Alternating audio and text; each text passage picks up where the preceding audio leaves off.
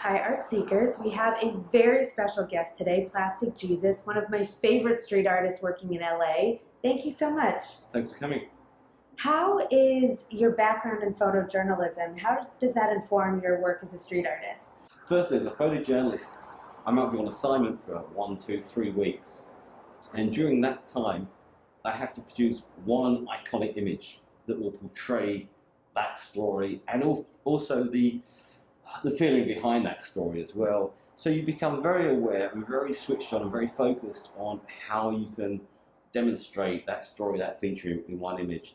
And I think that's important for me as a street artist as well, because I have an issue that I feel passionate about, that I feel needs addressing, and I have to create a piece or an image that portrays and conveys that message very quickly. In Los Angeles alone, there's 9,000 children every night that are homeless, sleeping on streets, sleeping in hostels, sofa surfing, You never hear about that. I remember as a young child going into London with my parents, on shopping expeditions or sightseeing or whatever.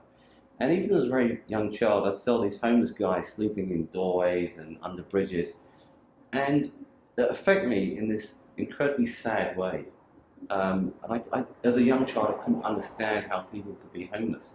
And then as you grow up and you start working, you start earning an income, and you start looking at perhaps debt letters that come in and people you owe money to and your paycheck each month, and you work out how your budget's going, you realise that perhaps you're only a few $100s yourself from being homeless. And who's there to pick you up, when you need it. What was the inspiration for your iconic Oscar pieces? The inspiration for those has come from within Hollywood itself. Both of them were put on Hollywood Boulevard just a few days before the Academy Awards, which was intentional. There's so much glitz and glamour within Hollywood. How many people gravitate, towards Hollywood to win this glitzy lifestyle, to become an actor, to become a singer, become a producer or a director? But underlying that glitz and glamour, there is a lot of drug use. I think I'd been in Hollywood for 2 or 3 weeks, and I went to a party, just a regular party, not a glitzy Hollywood party, and in the bathroom was a bowl of cocaine for anybody just to walk in and use. What we're doing now in terms of drug control isn't working. I mean, they call cocaine a controlled substance, but there is no control whatsoever. You can go into a bar, you can go into a club, and after a very few minutes of asking a few people, you'll get hold of some cocaine. You don't know what's in it, you don't know what it's cut with, you don't know where it's come from, you don't know if anybody died during the process of getting that cocaine to you, the end user. Now that's not control. I lost a cousin from heroin addiction. He was quite a bit older than me, but even as a young child, I could see how his addiction was breaking up the family. He was in and out of the court system. He was living in squats, in these rundown, empty buildings, getting in trouble, police all the time, and eventually died from a heroin overdose.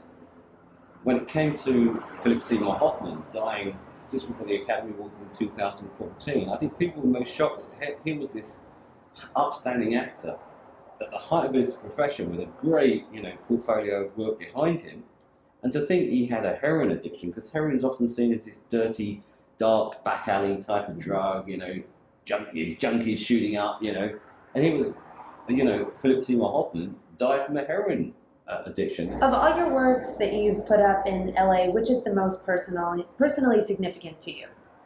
I think for me, stop making stupid people famous. It's a phrase I coined in, I think, 2008. As a photojournalist, I wrote a piece about the domination of news media by reality show celebrities. And I totally understand there's a place in media for celebrities, but that's under the entertainment banner and not under the news banner. I started doing street art and thought that stop making stupid people famous would make quite a good phrase that goes around town. So I did, but it's not intended to criticise, the reality show celebrities necessarily, as much as it is to criticise us. I think there's an expression which says, we get the politicians that we deserve. But I also think we get the celebrities that we deserve. And we are the consumers. We are buying the magazines. We are watching the TV shows, subscribing to the blogs, with celebrity gossip. So It's us that are making these people famous. And the Kardashian piece is a subsect of that message. I have nothing personally against the Kardashians. They clearly do what they do very well. You know, millions of people love their show, watch it, and it's an escape for them. That piece is actually intended to kind of hit out on the media who are reporting showbiz news as real news. And I'm talking about the mainstream media, you know.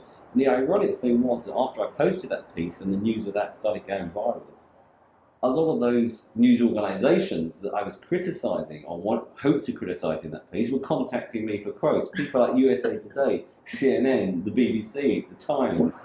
You know, I'm thinking, you know, this is pointed at you. Why are you focusing on this story? And no sense of the irony. No, none whatsoever. Even when I explain the irony of it, they still didn't understand it. Has there ever been a moment where you thought, this piece is going too far? Is there such a thing as going too far? If there is, I haven't found it yet.